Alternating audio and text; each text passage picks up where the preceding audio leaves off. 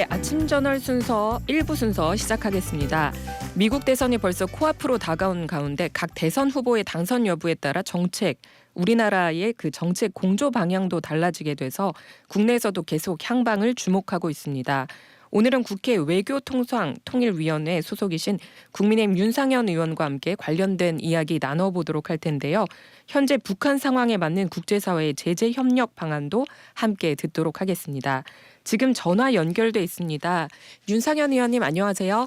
예, 안녕하세요. 윤상현 의원입니다. 네, 개인적으로 의원님 만나 뵈면요 꼭 드리고 예. 싶었던 말씀이 있었는데요. 예, 네, 이번 국민의힘 당대표 전당대회 TV 토론이 6차례나 있었잖아요. 6번 있었습니다. 예, 그렇죠. 그런데 보면서 제일 멋지셨다 이런 말씀 꼭 한번 드리고 싶었습니다. 아유, 감사합니다. 아마 저처럼 느끼신 분들이 참 많지 않을까 싶은데요. 고생 참 예. 많으셨습니다. 예, 감사합니다. 네, 본격적으로 말씀 나눠보면요. 예. 의원님께서 외통위 위원이신 만큼 오는 11월이죠. 미국 예. 대선 관련한 소식부터 먼저 여쭤보고 싶은데요. 예. 네, 지난 19일에 미국 민주당 전당대회가 막을 올린 이후 본격적으로 해리스 대 트럼프 대선 구도가 접전을 이루고 있잖아요. 예. 네, 일단 여론조사상으로는 민주당의 해리스 후보가 우위를 점하는 것으로 보이거든요. 예. 아직 이를 수는 있지만 의원님께서는 미국 대선의 방향 어떻게 전망하십니까? 이게요, 이제 한 2달 전에는 이제 트럼프가 우세하지 않았습니까? 예, 근데 바이든이 사퇴하고 해리스가 이제 민주당 대선 후보가 되면서 예. 최근에 여론조사를 보면 해리스가 좀 이깁니다. 그렇더라고요. 어느 조사는 네. 이겨서 해리스가 되는 게 아니냐 이렇게 하는데 우리가 미국 대통령 선거를 볼 때 중요한 게 뭐냐면은 네, 전국에 있어서의 지지율 예. 보다 중요한 것은 각 주 단위에서 이기는 게 중요합니다. 네, 왜냐하면은 주 단위로 대통령 선거인단이 구성이 되는데 예, 주 단위에서 0.1%라도 이기는 후보가 주 단위의 선거인단을 전부 다 가져가게 됩니다. 예, 그러니까 총 538명인데요. 예. 거기서 270명 이상의 선거인단을 확보를 해야 이기는 거거든요. 네, 그래서 예를 들어서 우리가 8년 전에 트럼프하고 힐러리 클린턴하고 싸웠을 때 표 차이는 제가 알기로 힐러리가 한 100만 표 이상 이겼습니다. 근데 예. 대통령은 누가 됐느냐? 트럼프가 됐습니다. 왜? 그렇네요. 경합주에서 이겼기 때문입니다. 이게 예전에 조지 부시 이제 대통령의 아들 예, 그 주니어 같은 경우에도 당시 엘고 민주당 후보하고요. 예. 엘고 후보가 33만 표 차이로 이겼는데 대통령은 누가 됐냐? 조지 부시 아들이 됐습니다. 예, 된 경우가 이게 왜 그냥 주 단위 선거에서 이겨야 그 선거인단을 다 가져오는 겁니다. 네, 근데 지금 중요한 게 뭐냐면은 스윙 스테이트라고 해가지고 경합주가 한 7개 정도가 있습니다. 예. 북부에 이제 그 러스트 벨트라는데 펜실베니아, 위스콘신, 미시간 그리고 이제 남부의 선벨트라고 하는 데가 있거든요. 소위 네. 말해서 태양이 이제 쨍쨍 튄다. 그래서 일조량이 많은 지역인데 조지아, 애리조나, 네바다 여기에다 합쳐서 노스캐롤라이나 7개 주에서 이기는 후보 누가 예. 이기느냐가 가장 중요한데 현재 이 경합주에서 정말 해리스가 이기는 여론조사가 많이 나오는 겁니다. 아, 예, 이게 그래서 노스캐롤라이나 같은 경우에 완전히 공화당의 우위가 있는 주인데 지금 완전히 경합으로 넘어갔거든요. 예. 그래서 해리스의 당선 가능성이 커지고 있는 게 사실입니다. 민주당에서 당선될 수도 있겠네요. 예. 현재는 그렇게 보이는데 이제 네. 사실 우리가 밀워키, 위스콘신에서 지난번에 이제 그 7월 달에 트럼프 대통령을 뽑지 않았습니까? 예, 그 다음에 지금 이제 8월 달에 이제 시카고에서 우리가 민당 전당대회가 이루어집니다. 4일 동안. 아마도 민당 전당대회 효과도 아마 클 겁니다. 그래서 9월 제가 알기로 10일인가 TV 토론이 있거든요. TV 토론 이후에 좀 이제 판세를 봐야 좀 정확하지 않겠나 이렇게 보고 있습니다. 네, 자세한 설명 감사드립니다. 또 한편 우리나라 입장에서는 지금 북한 비핵화와 그리고 확장 억제 정책 이 부분에 민감할 수밖에 없는 상황이잖아요. 예. 네, 최근 공화당과 민주당의 정강에서 북한 비핵화 키워드를 이제 삭제했다 이런 소식이 있어서 우려의 목소리도 들리는데요. 일단 민주당에서는 우리는 트럼프와는 다르다 이런 입장을 내놓고 있지만요. 의원님이 보시기엔 어떻습니까? 예, 사실 민주당은요, 우리가 한미일 간의 군사 협력을 고도하고 정상 간의 삼국 정상회의를 작년 8월인가 이 미국의 그 대통령 별장 캠프 데이비드에서 했거든요. 네. 그래서 한미일 협력을 계속 고도화시키고 있고, 그런데 트럼프 때 같이 트럼프 대통령 때 보면은 방위 분담금을 갑자기 5배로 증액시켜라, 뭐 주한미군 철수한다, 막 이 우려할 대목이 너무 많았거든요. 그래서 예. 민주당은 트럼프하고는 다르다. 우리는 한미 동맹을 강조한다. 그래서 어떤 미국 우선주의 내세우면서 동맹국한테 뭐 안보 비용 부담하라고 했던 트럼프하고는 다르다라는 걸 얘기했는데, 그래서 심지어 민주당 정강 정책 보면요, 네.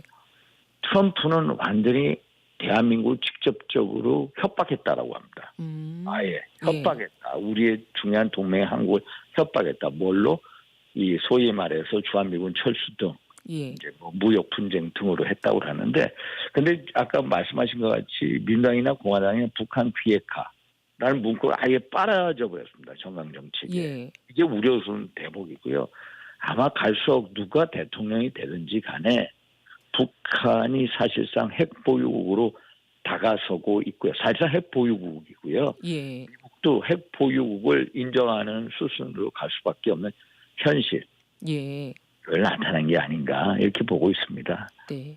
사실 지금 우리나라가 상대적으로 미국 민주당과의 스킨십이 강하긴 한데 여러 가지 상황상 민주당이 우세를 점할 수 있겠지만 그래도 일각에서는 공화당과의 접점도 필요하지 않겠냐 이런 지적도 있는데요. 그런데 공화당하고도 계속 하고 있습니다. 지금 네. 민당 전당대회라 이제 민당에 이제 최근에 이제 국회의원 몇 분이 이제 그 시카고로 갔거든요. 예, 이게 가셨죠. 전당대 네. 청관 목적은 아니라 원래는 이제 미국의 이제 민주주의 연구소가 주최하는 이제 세계 지도자 포럼에 여야 의원들이 갔는데 그게 네. 시카고에서 열리다 보니까 그 앞에 이제 그 민당 전당대회가 하는 거예요. 아, 예. 그래서 거기를 들리는데 이분들이 또 어디로 가냐면은 워싱턴에도 갑니다. 워싱턴에 가면은 워싱턴에 있는 공화당 인사들 또 국무부 인사들 다 만납니다. 네. 그래서 민당만 하는 게 아닙니다. 네. 알겠습니다. 예. 이어서 지금 북한 상황도 한번 짚어보고 싶은데요. 최근 예. 의원님께서 북한의 그 대중 수입 품목 통계를 분석하셨잖아요. 예. 이게 어떤 결과가 나왔는지 설명을 좀 해주시면 좋을 것 제가 같은데요. 이것을 매년 하고 있습니다. 네. 북한 사치품 수입. 왜냐하면 북한이 2006년 1차 핵실험 이후에 네. 유엔 안보리 중심으로 대북제재 결의안 1718호를 통과시키면서 고가 사치품을 대해서 북한에 들어가지 못하게 하는 네. 정책을 쓰고 있거든요. 그런데 이제 코로나 때 보면은 이게 사실 국경이 폐쇄가 되고 북한 김정은 위원장이 이 고가의 사치품을 수입을 못하는 상황이었고요. 예. 그런데 지금 다시 사치품 수입이 늘어났습니다. 보면 이제 예. 화장품이라든지 시계라든지 뭐 주류, 소위 말해서 일단 이렇게 나눠주기 좋은 선물들이 있죠. 아, 네. 네? 네. 그러니까 김정은 그러네요. 네. 위원장이 소위 말해서 당이나 군이나 정에 있는 핵심 엘리트 핵심 계층한테 줄 수 있는 그런 네. 선물들 소위 말해서 이런 품목들이 갑자기 많이 늘어난 겁니다. 네. 그래서 이걸 뭘 나타내냐면은 예. 이제 사실 북한이 체제적으로 지탱하기 위해서 당 정군 핵심 지지층들한테 충성심을 유도하기 위해서 선물 통치를 강화하고 있다. 왜 이런 분석이 가능하면요. 예. 최근에 보면은 북한에서 탈북하는 분들이 아주 엘리트 계층이 많습니다. 예. 아버지 김정일 위원장 때보다 현재 김정은 위원장 때 그 엘리트 계층의 이 소위 말해서 탈북의 한 2.5배 정도 증가했거든요. 예. 그래서 내부적으로 물론 김정은이 이제 체제를 공고하고 뭐 딸 김주애로 뭐 권력을 이양한다 안 한다 뭐 이런 단계에 와 있습니다만은 핵심 지지층 계통의 어떤 민심 위반이 갈수록 커진다. 그래서 그 사람들을 무마하기 위해서 선물 통치를 강화하고 있다. 이렇게 분석이 가능합니다. 예. 이렇게 고가 사치품 수입이 이제 늘어나는 걸로 보면은 국제사회 대북 제재 공조가 제대로 작동하지 않는다는 이런 비판이. 사실 우리가 예. 이것을 아까 말씀드린 한 다음에 우리가 유엔 안보리를 통해서 대북 제재 결의안 1718호 했고요. 네. 모든 나라가 유엔 안보리 대북 제재 위원회에다가 북한 사치품을 들이지 않겠다라는 네. 품목을 제시하게 됐는데 이걸 제대로 안 한 나라가 두 나라가 있습니다. 어느 나라인가요? 중국과 러시아입니다. 예. 중국과 러시아를 통해서 이런 사치품 품목이 이제 들어가고 있는 겁니다. 특히 중국을 통해서 많이 들어가고 있습니다. 네. 그러면은 이 부분 사실은 국제사회에서 같이 이렇게 제재 공조하기로 했는데 이 부분 어떻게 그러면은 뭐 중국과 러시아 제재할 방법은 없는 건가요? 중국과 러시아 제재를 사실상 하기가 힘듭니다. 네. 예를 들어서 이거에 대해서 이제 우리가 계속해서 촉구를 하고 또 모니터링을 강화하고 있는데요. 네. 이 사람들이 겉으로는 뭐 대북 제재 이제 호응한다라고 했습니다만 속으로는 안 하고 있습니다. 이 대북 제재를 이행하는 그 소위 말해서 이행력이나 예. 하겠다는 의지가 갈수록 퇴색되고 퇴화되고 있습니다. 네. 그래서 심지어 북한이 뭐 예를 들어서 뭐 미사일 탄도미사일 발사 실험을 한다. 최근에 그런 경우 많지 않았습니까? 많았죠. 그거에 대해서 대북 제재 결의안 내자 하면은 두 나라가 계속 반대하고 있고요. 예. 이제 반대하고 있기 때문에 뭐 사치품 이거 품목 한 거 가지고 이거 해라. 이 단계는 아주 그냥 무시 단계에 와 있다라고 해도 과언이 지금 북한에서 이렇게 뭐 화장품이나 시계, 주류 뭐 이런 게 늘어난 걸 보면 이제 선물 정치 하신다 이렇게 말씀도 하셨는데요. 예. 어떻게 보면 북한에서 이제 공식적으로 관광 사업도 재개한다 이런 보도도 들려오고요. 예, 또 예. 그리고 지금 진행하고 있는 사업들을 보면 북한이 외화벌이를 통해서 활로를 찾고 있는 그런 모습이 보이거든요. 예, 이 예. 부분에서도 국제사회 제재가 가능해야 될 것 같은데요. 관광이라는 건요 개인적으로 가는 거기 때문에 네. 대북 제재하기가 힘듭니다. 예를 들어서 예. 관광을 통해서 대량의 이제 현금이죠. 예. 그 캐시가 북한을 유입을 된다. 이때는 제재가 가능해요. 아니면은 이제 그때 뭐 보험 상품을 제공한다, 네. 금융 지원한다. 이런 경우에는 제재가 가능한데 사실 이제 지금 북한이 관광을 재개하려고 소위 말해서 고려 투어가 올해부터 뭐 3전 관광하게 하고 김정은 위원장이 이제 원산 갈마 예. 현지구를 둘러보고 소위 말해서 관광을 재개하겠다고 하는데 네. 이게 이 중국이나 러시아를 통해서 개인들 차원에서 오는 거에 대해서는 대북 제재하기는 되게 힘듭니다. 그렇겠네요. 예, 예. 네, 알겠습니다. 이어서 국내 현안도 좀 살펴보면요. 최근 예. 윤석열 대통령의 광복절 연설 당시 나왔던 반국가 세력 발언에 대해서 야당이 강하게 반발을 이어가고 있잖아요. 예. 어제 민주당 최고위원회에서 나온 발언을 보면 대통령이 반국가 세력을 운운하는 것은 시대퇴행이며 반헌법적인 행위 이런 비판이 나왔어요. 의원님께서는 이 비판에 대해서 어떻게 생각하십니까? 저는 이제 사실 네. 대통령과 국회의원 네. 이제 저도 국회의원입니다만은 현실을 잘 모를 수가 있습니다. 북한의 이제 그 불순한 의도를 잘 예. 모를 수가 있습니다. 사실 저도 의정생활을 하고 있습니다만은 대통령이라는 건 국가 최고 통치권자로서 예. 대한민국 전체를 보거든요. 그렇죠. 정말로 국회의원보다 훨씬 높은 차원에서 안보 문제까지도 우리는 안보를 당연히 주어진 거로 생각하지 않습니까? 예. 그러나 대통령은 그 안보 면에 있어서도 정말로 수많은 고급 정보를 접하고 있거든요. 예. 그래서 우리가 못 느끼겠다고 해가지고 반국가 세력이 뭐 무슨 동떨어진 얘기다라고 야당 의원들이 얘기를 하는데 그거는 현실하고 다르다. 제가요. 네. 재작년에 제가 현재 우리 민노총하고요. 예. 그 당시에 8.15 경축사에 북한 중앙직업 총동맹이라는 데서 경축사를 보냅니다. 지금은 아마 민노총에 보면요. 예. 홈페이지에 들어가면 그 이제 서신 한 장짜리 서신이 그대로 남아 있습니다. 아, 그렇군요. 윤석열 네. 정권 타도하자라고 하는 건데 네. 사실 제가 그래서 그 당시에 민노총에 대해서 수사를 해야 된다. 국가보안법 위반이라고 수사를 해야 된다고 이제 이렇게 언론 인터뷰도 하고 그랬는데 정말로 민노총 수사를 들어갔더니요. 민노총 핵심인 조직국장이 북한의 지령을 받아서 간첩 활동을 한 겁니다. 맞아, 그때 본 것 같아요. 예, 기사. 지금 간첩 활동하죠. 그래서 민노총은 이거에 대해서 사과 성명 없고요. 인권 탄압이라고 그러고 뭐 오히려 윤석열 정권 퇴진운동에서 총파업을 하라고 그러는데 사실 최근에도 정보사를 통해서 군무원들이 맞아요. 수년간의 우리 블랙 요원들이 예를 들어서 중국 이런 데서 활동하고 있지 않습니까? 네. 그 신상 정보를 전부 빼들려서 유출하는 거, 그거 어디로 갑니까? 북한 갑니다. 네. 북한으로 보내고요. 지난 문재인 정부 때도 보면요, 정권 실세 측근들이요 국정원을 장악합니다. 예. 국정을 장악해가지고 어떤 일을 하시는지 아십니까? 블랙 요원 명단을 전부 다 유출해 버립니다. 어머. 그래서 네. 그거 유출한 사람한테 물어보면은 물론 현재 징계를 받았습니다만 궁금해서 그걸 빼냈다. 그 빼내가지고 블랙 요원. 그래서 우리가 활동을 못하게 만든 겁니다. 정말로 반국가 세력이 있는 건 사실입니다. 근데 그걸 네. 못 보고 있기 때문에 대통령의 말이 뭐 허황되게 들릴지 몰라도 예. 상당한 범위에서 북한 간첩들이 활동하고 암약 중에 있다. 네. 그래서 정말로 이런 거에 대해서도 우리가 한번 민당 의원들도 이제 좀 생각을 해봐야 된다. 이 사람들이 결국엔 반국가 세력들입니다. 지난 문재인 네. 정부 때 저야 엄청 많은, 이거보다 더 많은 걸 알려면 말씀을 못 드리는데요. 네. 계속 터져나오지 않습니까? 이 사람들이 반국가 세력 아니면 뭡니까? 결국 이 체제를 전복시키려는 세력들이거든요. 진짜 간첩법은 개정돼야 될 것 같아요. 간첩법 개정에서 어제 제가 개정안 냈습니다. 잘하셨습니다. 예, 북한 예. 이제 간첩 활동에서 적국 아니면 못한다. 네.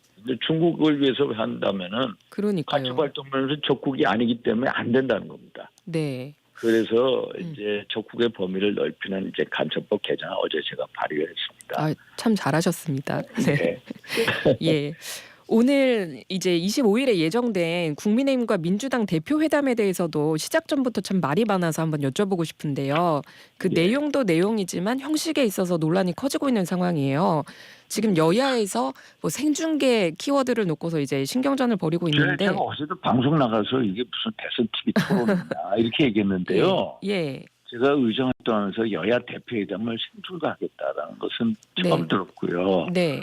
그래서 이제 우리 박지원 비서실장이나 대표님께서 한동훈 대표께서 무슨 말씀은 좀 저는 좀 이게 좀 여야 대표회담이라는 건 토론회가 아니거든요. 협상 테이블에 앉는 겁니다. 네.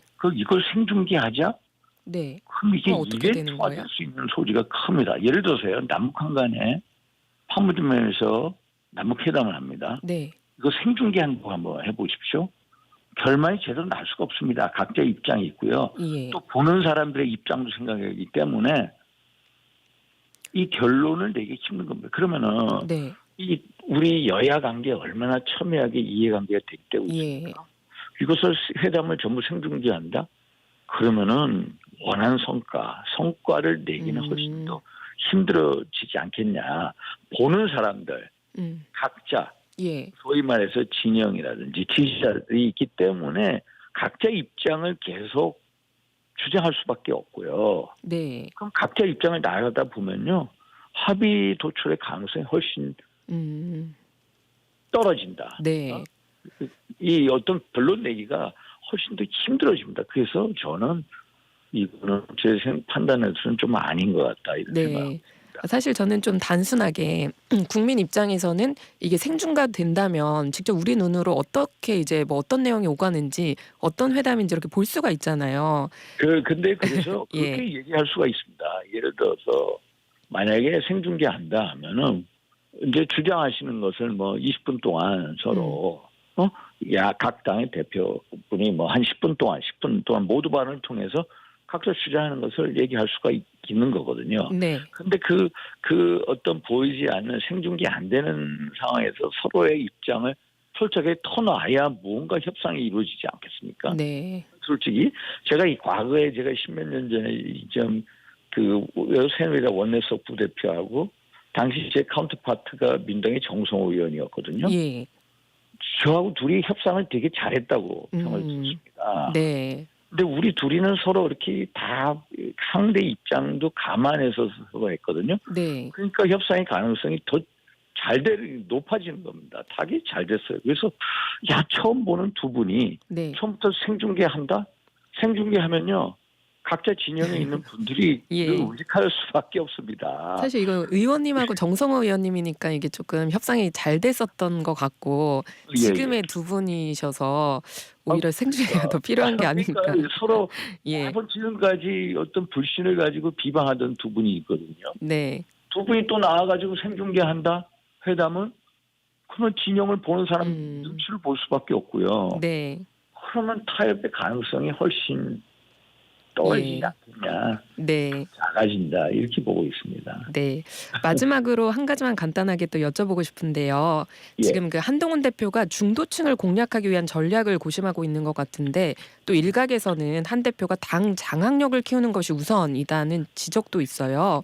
의원님께서 선배 의원님으로서 그 한 예. 대표에게 조언을 한마디 해주신다면요? 우리 대표님이 이제 우리 당을 혁신시키기 위한 노력을 네. 대단히 잘하고 있습니다. 근데 중도층 공략이라는 거하고 당 장악하는 게 키우는 게 서로 배타적인 게 아니라고 봅니다. 네. 저는 우리 당이 중도층이 약한 게 사실이거든요.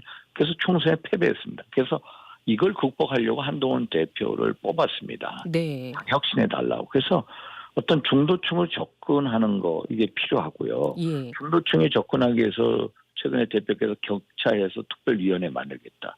아주 저도 긍정적으로 네. 절대적으로 지지하고 있고요. 네. 또 민생 의제로 하겠다. 민생 의제로 한다면 최근에 예를 들어서 논란이 되는 의료 개혁 문제라든지 예. 민생 협의체를 또 이제 구성한다든지 네. 또 이재명 대표께서 1인당 25만 민생회복 지원금을 주자고 그러지 않습니까? 그러면은 25만 원이 아니라 15만 원이라도 예. 또 전 국민이 아니라 예를 들어서 좀 소득 하위 50%라든지 70% 이런 식으로 어떤 합의를 도출해내는 예. 것 이게 더 중요하다고 봅니다. 예. 그러면 그게 훨씬 시간이 별로 없어서요. 당 장악력이 예. 커질 거다 이렇게 보고 있습니다. 네, 감사합니다. 오늘 말씀은 여기까지 듣도록 하겠습니다. 예, 감사합니다. 네, 지금까지 국민의힘 윤상현 의원과 함께했습니다.